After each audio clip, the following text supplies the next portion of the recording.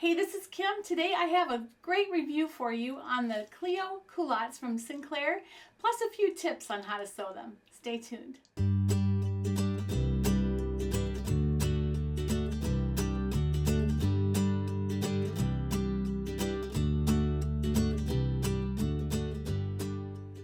Hi, this is Kim from Dorothy's Daughter. Welcome to my channel and thank you for joining me today. If you want to take your sewing to the next level, this is definitely the place to be. So I have a pattern review for you. I have made the Cleo Culottes, and as my thumbnail implies, you cannot make just one pair.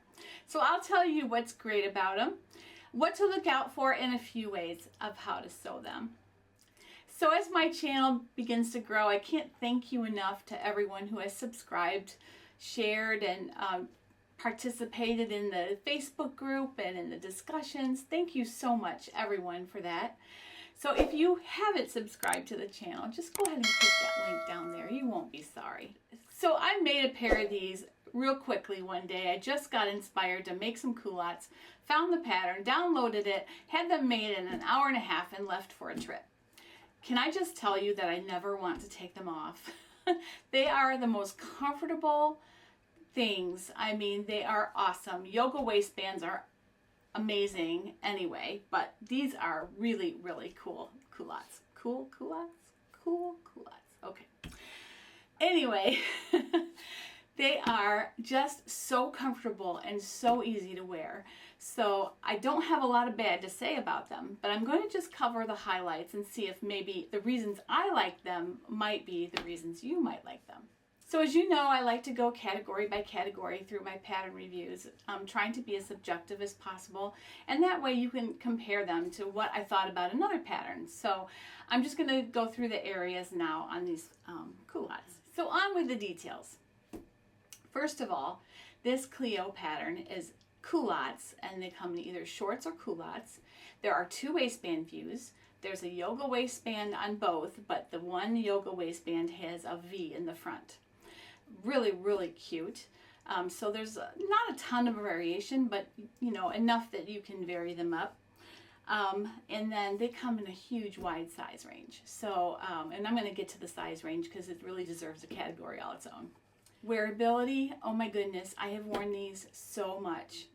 Since I made them, if they're clean, they're on my body, especially the ones that I made out of jean fabric. Those are like, it was cotton lycra jegging fabric from Girl Charlee. That was cotton lycra and denim. So, and also they have a denim French terry that would work really well with that as well. So wonderful culottes, just wonderful. And I have also made them in Liverpool, which you'll see really, really wearable. Now in the winter and fall, you can wear them with boots. In the summer, they're just as at home with sandals, which is what I did on our trip. So just amazingly wearable. All seasons, totally all seasons. All right, as far as ease of construction goes, these are quick and easy. I can't think of any beginner who couldn't handle these. There's a couple of little things I want to show you, but it isn't anything that's gonna like revolutionize a technique or anything. It's just little things to look out for. Wonderful, wonderful pattern. I had them using a projector. I had them cut out and sewn in less than 2 hours. So very quick pattern to make. The instructions are flawless, really good. Now as far as sizing, this comes in 0 to 30, but Sinclair is unique in that they also come in petite, regular, and tall. So even though I am petite and have short legs, I do have a long waist. And I also like things a little longer than what some patterns might call for. So I went ahead and I did do the regular, although I did cut 2 inches off, so maybe I should have done the petite. So there you have it. But regular, petite, and tall, which is really good news for the tall girls because I know you guys have trouble sometimes finding patterns that are adjusted for you. So it's easier to shorten something than it is to lengthen it. They fit everyone, just about. Now as far as any extra materials, just your fabric and thread and just a scrap of interfacing. You need a piece about this big, that's it. And that's only if you're doing the V front. So you don't need anything extra really. So as far as fabric goes, I did them in Liverpool as well as the cotton lycra. Also, you could use French terry, you could use Ponte. Ponte, you need to be careful. Some of it's too stable, so you want to make sure it has a good stretch to it because you have to get that yoga waistband up over your hips. So you want to make sure that it does stretch some. Definitely Liverpool cotton lycra. Interlock, some of them would be nice. So I think that would be a great option for these. I will be putting together an Amazon list again of suggested fabric, and I will be linking that in the description below, so you can go ahead and peruse what fabrics I think might work. So all in all, a super nice pattern to work with. There are a couple things I want to show you though, just as a heads up, nothing earth-shattering, but it's a technique I wanted to show you anyway, and that is to reinforce this waistband with clear elastic, just to make it not pop and have it be sturdier. So I'm going to show you how to do that. The key there is not to stretch the elastic, which every intuitive part of your being thinks you should stretch elastic, right? Don't on this case, okay? So I'm going to show you that. And also I'm going to show you a little bit about how I did that V in the front. It's super easy. It's not near as tricky as some V's would be. So super easy to do. So I'm going to cut right to that and I'll come back at the end. Okay, so I have sewn my two waistbands together, the lining and the outer. All right, next I'm going to take my clear elastic, which I basically have just done the circumference of the waistband plus, 2 or 3 inches on either side. You just want to make sure that you have enough. And then what you're going to do is you're just going to exercise your elastic a little bit and make sure that you have done that, because it kind of helps. All right, then the thing you're going to do is you're just going to apply this elastic to the seam allowance. This is on the lining side. Let a little bit of a tail at the end there. You can cut that and overlap it at the end. Whoop. All right, so I'm going to choose a regular zigzag, about 2.5 to 0.6 or so stitch length. All right, and then the most important thing that I wanted to show you is that when you apply clear elastic to a waistband for strength and extra reinforcement, you do not want to stretch the elastic. Okay, so just go ahead and sew it down without stretching it. Just to the seam allowance, making sure that it just catches the seam allowance. You can serge this, but I kind of don't like to because it creates extra bulk where you don't need it.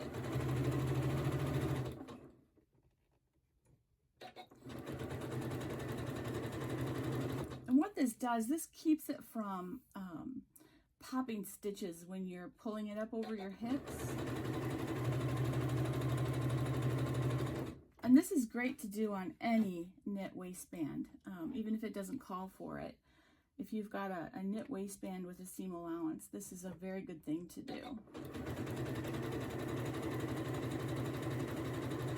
It just gives it that extra little bit of reinforcement. And then what you're going to do when you get to the end here is you're just going to let them overlap a little bit. All right, go ahead and lock your threads, and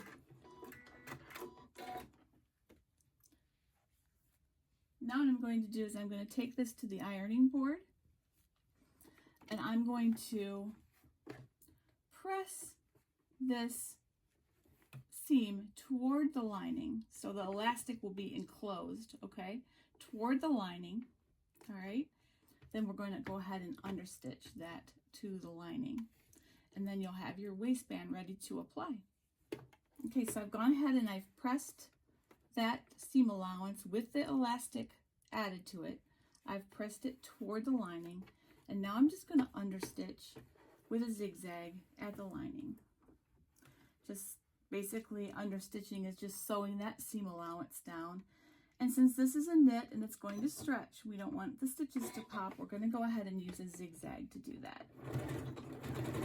Just going to go ahead and sew that right down. Don't stretch it while you're doing it. Just the zigzag stitch will be enough to allow it to stretch. You don't want to stretch it while you're doing it. It's going to end up wavy and weird.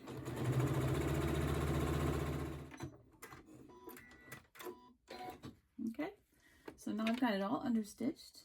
Got a thread here I need to get. And what I'm going to do then now is go press this down.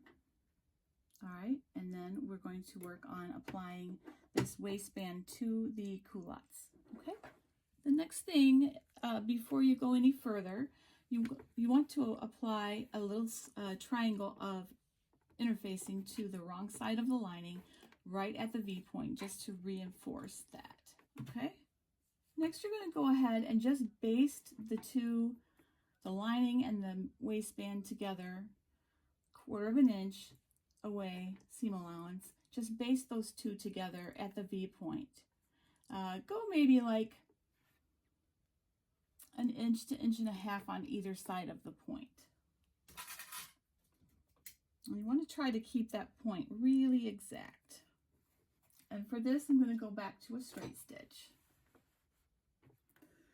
All right, so I'm going to go ahead with my 1/4 inch seam allowance.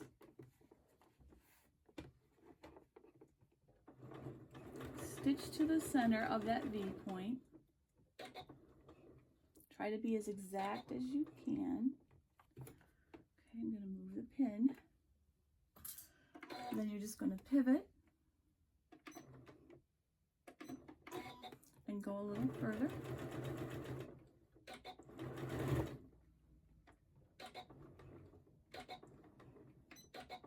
This just reinforces it so that you can sew it on. All right. So I have the V completely sewn and reinforced. Okay.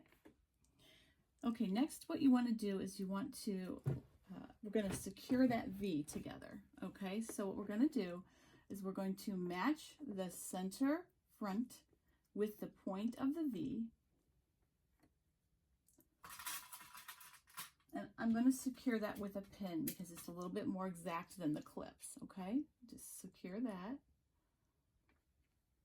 Making sure that it lines up right with the V. Now we're doing right sides together, so your lining should be facing you. Okay. All right. And now what we're going to do is we're going to start at the V and sew each direction. Okay. We're just going to go ahead and sew just a little bit beyond where you basted it. Okay. Just go ahead and sew that.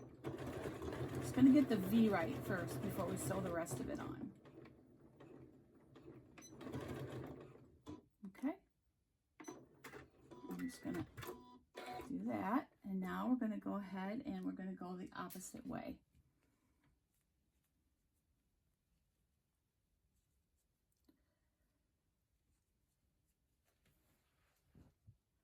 Looks like I caught my seam allowance there a little bit, but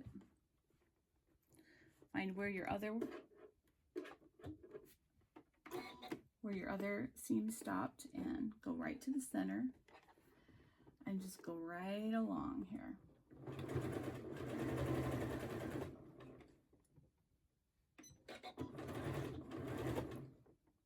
All right, and now we're just going to check and see what our V looks like. Make sure that it's nice and defined, which it looks really, really good. Okay, so there's our V. Pressing that out will be really good as well. And you can see that it's going to be a really nice seam there. Okay. And now, since you have all the really difficult matching done, you can go ahead and just clip this around, you know, matching your side seams and whatnot, and just go ahead and, you know, use the serger for the waistband seam. And then you'll just be ready to hem them and they're done. So I hope you enjoyed that. Have a fantastic week. I just think that you're not going to be able to make one of these. I've already got plans for at least 3 pairs. So have a fantastic weekend. I will see you soon in the next video. Have a great day. Happy sewing.